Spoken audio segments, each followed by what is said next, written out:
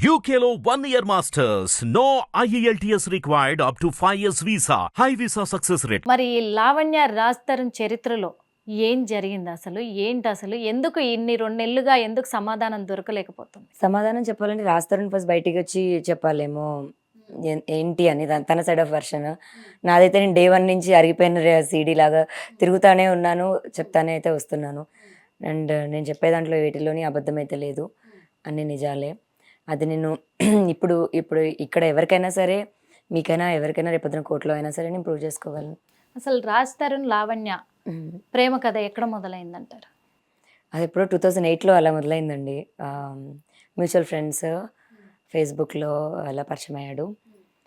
ఫేస్బుక్లో పరిచయం అయ్యాడు. అంటే ఫస్ట్ ఫోన్లో మాట్లాడుకున్న తర్వాత ఫేస్బుక్లో రిక్వెస్ట్ పెట్టి, అంటే నా ఫ్రెండ్ ఆల్రెడీ మాట్లాడుతుంది తనతో. అప్పటికి నేను షార్ట్ ఫిలిమ్స్ ఇదంతా ఇంట్రెస్ట్ అనమాట. తర్వాత ఫేస్బుక్లో రిక్వెస్ట్ పెట్టాక మాట్లాడుకున్నాం. 2010లో 9లోనో 10లోనో వైజాగ్ వెళ్ళాను నేను. 2010 నుంచి రిలేషన్షిప్లో ఉన్నాం. అంటే ఐ లవ్ యూ చెప్పాడు, పెళ్లి చేసుకుంటావా అని అడిగాడు.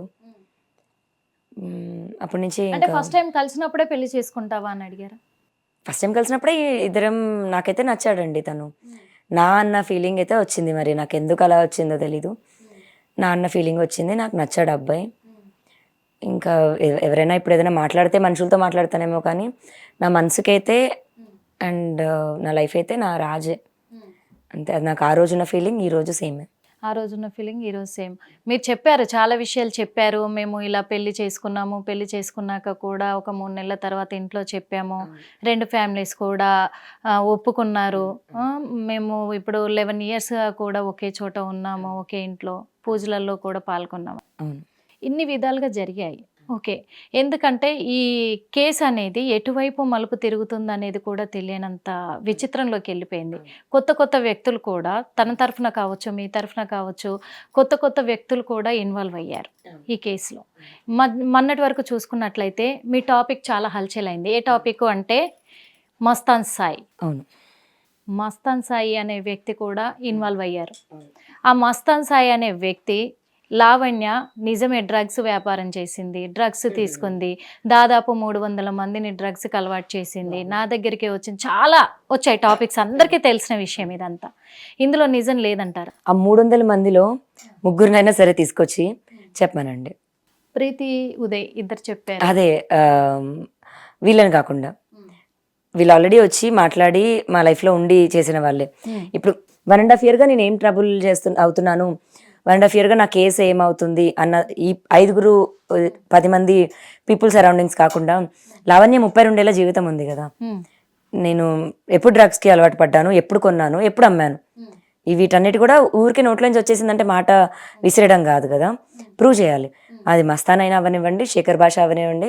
శేఖర్ భాష అయితే కూర్చొని అయ్యో అబ్బం శుభం తెలియని ఒక అమ్మాయికి పాలు పోసినట్టు నేను నోట్లో డ్రగ్స్ వేసేసి థమ్స్అప్ పోసానంటే ఇప్పుడు దేనికి పోసాను అంటే బ్లాక్మెయిల్ చేశాను అంటారు. బ్లాక్మెయిల్ దేనికి చేశాను? డబ్బుల కోసం అంటే మళ్ళీ డబ్బులేం అడగలేదు, ఆమె డబ్బులేం తీసుకోలేదు, మళ్ళీ నేనే చేయాలి వాళ్ళకి. ఎప్పుడైనా అక్క కావాలక్క మనీ అంటే నా దగ్గరే 500 ఉంటే నేను 200 రీఛార్జ్ చేయలేము, అలాంటి పరిస్థితి. మళ్ళీ వాళ్ళ దగ్గర నేనేం డబ్బులు తీసుకుంటాను, డబ్బులు కాదు అని చెప్పారు. ఎందుకంటే అది ఎవిడెన్స్ చూపెట్టాలి కదా డబ్బులు అయితే. ఇప్పుడు ఆ అమ్మాయి ఎందుకు అలా అబద్ధం చెప్పి మరి ఇప్పుడు బయటకు ఎందుకు రావట్లేదు అమ్మాయి? వాళ్ళందరూ ఆల్రెడీ పెయిడ్ ఆర్టిస్ట్లే అండి. మస్తాన్ కేసులో ఆల్రెడీ పెయిడ్గా ఉన్న పీపులే. మెయిన్ యునీత్ రెడ్డి అనే అతను, చింటూ వాళ్ళ ఇంట్లో స్టార్ట్ అయింది 1.5 year ago. వీళ్ళందరూ ఏకం అవ్వడం, యునీత్ వాళ్ళ ఇంట్లో మీటింగ్స్ పెట్టడం, ఇదంతా లావణ్య మీద దెబ్బ తీయడానికి. ఒక తప్పుడు కేసు పెట్టింది అని మస్తాన్ సాయి పైన కేసు ఒకటి అయిందండి. ఓకే, నేను పెట్టాను ఒక 1.5 year లాస్ట్ ఇయర్ మార్చ్లో. అంటే అప్పటికి మరి రాజ్ తరుణ్ లావణ్య ఇష్యూ జరగట్లేదు. మస్తాన్ నాకు అంటే మీకు పాత గొడవలే ఉన్నాయా? అవును. ఓకే, 1.5 year ago నేను March 31st కేసు ఫైల్ చేశాను. కేసు ఫైల్ చేసింది రాజ్కి తెలుసు. రాజ్ సపోర్టివ్ గానే ఉన్నాడు. రాజే లాయర్ని మాట్లాడడం, డబ్బులు పంపించడం. గుంటూరు విషయం. ఓకే, ఆ రోజు మరి పెట్టినప్పుడు ఉన్న మనిషి ఈ రోజు ఎందుకు సడన్ గా తనకు ప్రాబ్లం అయింది? నేనేదో తెలియకుండా, రాజ్కి తెలియకుండా వెనకాల చేసేసి ఈరోజు రాజ్కి తెలిసింది కాబట్టి వదిలేయడం, ఇలాంటివన్నీ అబద్ధం. ఇవన్నీ రాజ్ తరుణ్కి తెలుసా? అన్నీ తెలుసు. అన్నీ. అసలు మస్తాన్ సాయి ఎవరు అనేది రాజ్ తరుణ్ కి తెలుసా? నాకు రాజ్ తరుణ్కి మస్తాన్ సాయి ఒకే రోజు పరిచయం. ఓకే. ఒకే రోజు పరిచయం. ఇనీత్ రెడ్డి అనే అతను తీసుకొచ్చి పరిచయం చేశాడు. ఇనీత్ రెడ్డి వాళ్ళ వైఫ్ మా ఇంట్లో ఉండింది. సో తను నన్ను అడిగాడు. నేను బేసిక్గా అతను నాకు 2014లో అలా పరిచయం ఇనీత్ రెడ్డి. ఒక షార్ట్ ఫిలిం చేశాము. దాని తర్వాత మళ్ళీ ఏమి టచ్లో లేము. ఒక 6-7 ఇయర్స్ ఏం మళ్ళీ కలవలేదు. కోవిడ్ లాక్డౌన్ టైంలో మళ్ళీ పాత ఫ్రెండ్స్ అందరు టచ్లోకి వస్తున్నారు కదా, అలా టచ్లోకి వచ్చాడు. నేను లాక్డౌన్లో ఒక ప్లేస్లో స్టక్ అయ్యాను. నాకు అకామిడేషన్ కావాలి, ఏమైనా హెల్ప్ చేయగలవా అని అడిగితే ఒక 1 వీక్ 10 డేస్ వేరే ప్లేస్లో ఉన్నాను. నాకు అలా అకామిడేషన్ హెల్ప్ చేశాడు వినీత్ రెడ్డి. తిరిగి తను నన్ను అలాగే అడిగాడు హెల్ప్. ఈసారి నా గర్ల్ ఫ్రెండ్కి కావాలి, అప్పుడు ఇంకా అతను పెళ్లి చేసుకోలేదు. అతనికి నా గర్ల్ ఫ్రెండ్ ఇలా ప్రెగ్నెంట్ ఉంది, మీ ఇంట్లో ఉండొచ్చా తను, ఇలాంటి టైంలో హాస్పిటల్లో ఉండడం కరెక్ట్, హాస్టల్లో ఎక్కడ ఉండడం కరెక్ట్ కాదు, నేను ఫ్లాట్ తీసుకుందాం అనుకుంటున్నాను, ఈలోపు మీ ఇంట్లో ఉండొచ్చా ఒక 1 వీక్ అని. సో 1 వీక్ కాస్త 3-4 మంత్స్ అయింది. తను ఒక్కతే ఉంది మా ఇంట్లో, నేనే ఉన్నాను, నేనే చూసుకున్నాను. ఇనీత్ రెడ్డి ఒక 4 మంత్స్కి ఇంకా తర్వాత మళ్ళీ అమ్మాయిని తీసుకెళ్ళిపోవడానికి వచ్చినప్పుడు అలా రాజ్కి పరిచయం అయ్యాడు. మా ఇంట్లో ఒక 1 మంత్ వరకు ఉన్నాడు. వాళ్ళిద్దరు పెళ్లి కాలేదన్నారు కదా, అంటే ఒక చిన్న విషయం ఇక్కడ, రాజ్ తరుణ్ ఒక ఇండస్ట్రీలో ఒక హీరోగా అప్పటికే తను ఒక ఫేమ్ లో ఉన్నారు. అలాంటప్పుడు ఇలా వీళ్ళు లివింగ్ లిరేషన్ లో ఉన్నారు కదా, వీళ్ళు ఉన్నప్పుడు ఒక అమ్మాయిని ప్రెగ్నెంట్ గా తీసుకురావడం అనేది అది కరెక్ట్ కాదని చెప్పలేకపోయారా? సపోర్టే చేస్తాం కదండి. ఇప్పుడు ప్రెగ్నెంట్ అంటే మనం ఏమైనా అబార్షన్ చేయించాలా, లైఫ్ వస్తుంది అంటే హ్యాపీయే కదా ఎవరికైనా సరే. అంటే పెళ్లి చేసుకోవాలి కదా వాళ్ళు, మరి పెళ్లి అదే లవ్ మ్యారేజ్ ఏదో చేసుకున్నారు అనుకుంటా. సో యాక్చువల్లీ తనకి 2 వైఫ్స్.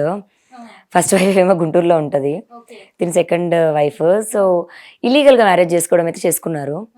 సో గర్ల్ ఫ్రెండ్ అని అంటారు కదా, బికాస్ ఫస్ట్ వైఫ్ ఊరుకోకపోవచ్చు, బట్ పెళ్ళి అయితే గుడిలో అయితే చేసుకున్నారు. ఇంకా ఇప్పుడు బాబు పుట్టాడు. సో సెకండ్ వైఫ్ అని చెప్పొచ్చు, మనం గర్ల్ ఫ్రెండ్ అని చెప్పొచ్చు, but couple is a couple కాబట్టి.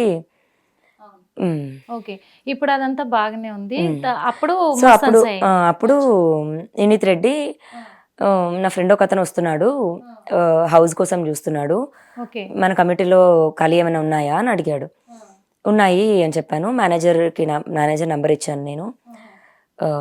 వచ్చాడంట, తను చూశాడంట, తను వచ్చి ఇల్లు చూశాడంట, ఒకసారి ఇంటికి పిలవనా అన్నాడు. నేను రాస్తారని కూడా ఇంట్లోనే ఉన్నాం, షూర్ పిలువు అన్నాను. చింటూ తీసుకొని వచ్చాడు, లావణ్యాన్ని పరిచయం చేశాడు, రాస్తారని పరిచయం చేశాడు.